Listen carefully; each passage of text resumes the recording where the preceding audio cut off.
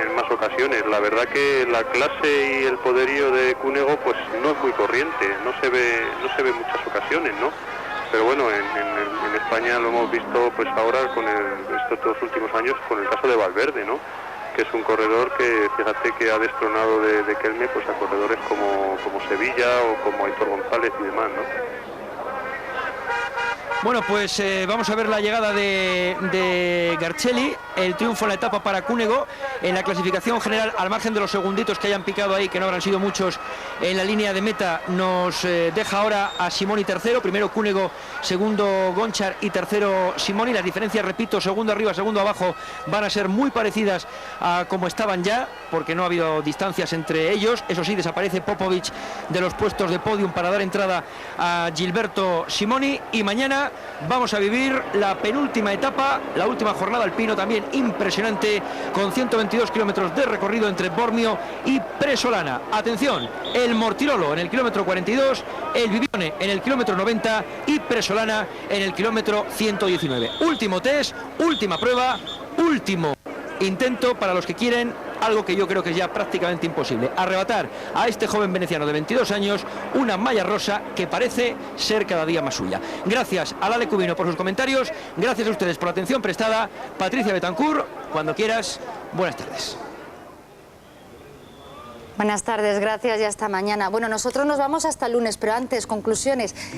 ¿Cunego va a llegar de rosa a Milán o no, Jaime? Pues yo creo que sí, creo que ha dado una estocada de muerte al Giro de Italia, el gran Damiano. Italia llora la muerte de Pantani y encuentran un heredero. ¿Qué hubiera pasado?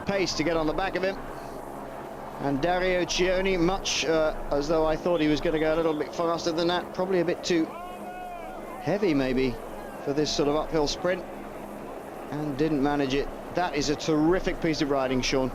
Yes, very impressive. We see Cunego, when he went for it, he had Simone in his wheel, and he just wasn't there to follow, and nobody in that group of leaders were able to react. It was, very impressive, and we must look at, Cunego. He did quite a bit of riding before Gonchar took over on the front to do the pace setting. So a very impressive final number of kilometres here by Cunego.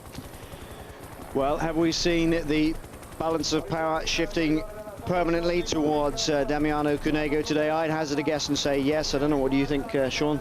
Well, yes, when he finishes like this on the top of a climb, and the way he was riding up the climb earlier on as well, we must not forget that. So I don't think there's anybody in this Tour of Italy that can shake him off on the coming stages. Well, Gilberto Simoni won here in 2002 at Bormio 2000, and not to be today. It was his teammate, Damiano Cunego, who working so impressively to make a break and pace set and drag back in his teammate, Gilberto Simoni. Managed to hit the front with 500 meters to go and just literally ride away from his main opposition. A terrific piece of riding by the young 24-year-old man. Popovic, 40 seconds. McGee, of course, we see him coming in there, minute behind the stage winner.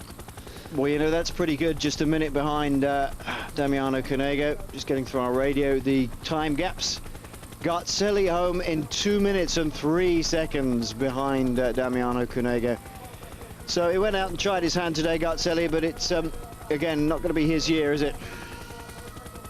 No, it's certainly not. And but again, you have to take a hat off to Garzelli. He went out there and went in the attack. He gave it a go. He did not, just follow the Seikos all day. So at least he did have a go today. Well, just look at that impressive turn of speed. I know we've got a much tighter camera angle there, but when we go back up to the wide camera angle, look at the gap he's pulled out. And in fact, when he gets around this corner, Cunego looks over his shoulder. He just rides himself all the way to the line. No relaxation. He knows that it's his job to get there and gain as many seconds as possible. And of course, he gains an extra 20 on top of his combined time. Gets 20 knocked off for a bonus at the top of this stage for winning stage 18. Well, I just think it's amazing. He just looks as fresh as when he starts the day, Cunego. And this man, a former world junior road champion, and has been brought on by Seiko to be a real major player. And we saw him earlier in the year in the Tour of the Basque Country, riding extremely well for Danilo De Luca, very strongly indeed. And then we knew he was in good shape. So Simoni now slipping to 3 minutes and 7 overall on Cunego. 3:25 for Popovic. Gioni now at 4:38 overall behind Cunego. 1 minute and 30 seconds between Cunego and Gunchar in second. So a good day for Cioni. He cements his leadership, not just of the race, but of the team. Riding away with 2 or 3 other riders, and an attack instigated by Dario Cioni. He rode past his colleague and teammate and leader, Gilberto Simoni, to take a fabulous solo victory up here today at Bormio 2000.